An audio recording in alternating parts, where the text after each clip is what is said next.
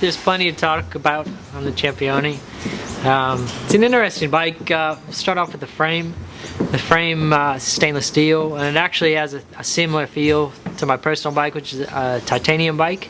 And yeah, there's definite similarities there. Those are pretty skinny old tubes. It'd be a lovely bike to go out and ride, you know, up the coast on a long day.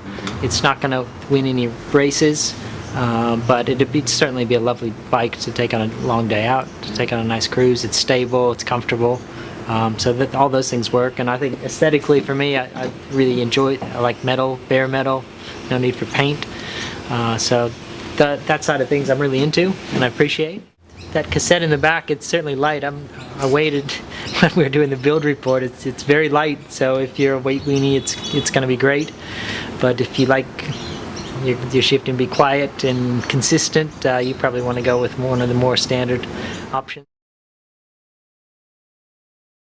It's stainless steel tubing, which I've never really heard much of until we got this bike, and it's an interesting material because it has that sort of feel of both steel and titanium, but it doesn't have the same liveliness as steel or the spring of tie.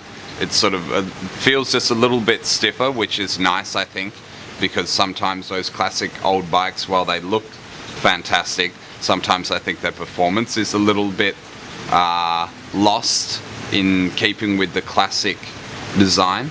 But the stainless feels really good.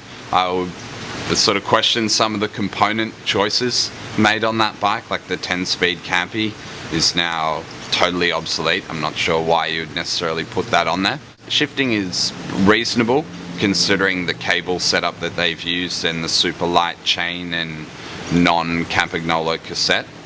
The wheels are okay. They're a tubular wheel, so they wouldn't be fantastic for training purposes. They're a little bit noisy when you get out of the saddle and you're sprinting on them, but otherwise it feels quite good. The geometry is certainly really nice. I think they've hit that spot on, and I think the frame works. It was sort of a flashback, you know. It's a really skinny front tyre, for example, that you're not used to, going back to the old Campag 10-speed hoods, which I'm nostalgic for, but going from what I know has come of Campag, the new 11-speed, where you've got the big barrels, I guess, to keep your hands secure, you do feel a little insecure. I like the levers, but that's probably because I'm used to it, and I haven't ridden a lot of the 11-speed stuff. The cassette was not confidence-inspiring. No.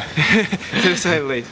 The frame itself, though, was really nice. I felt instantly comfortable on it, and I felt like if it was a better day and I had unlimited time, I'd just want to go out and do 100 Ks on it.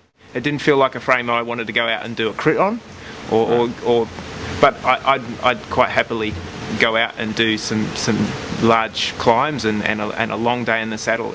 It felt nice, and I think that's probably what it's been designed for as well. It's high at the front. That's one thing I noticed, and when I first left, I felt really a bit awkward with it. Not that I need a lot of drop, but it's just contrary to what I'm used to. So it did feel quite tall. And then a couple of blocks after just doing a couple of little blocks, I started realizing, okay, you know, this is ride all day. Like Shane's saying, ride all day.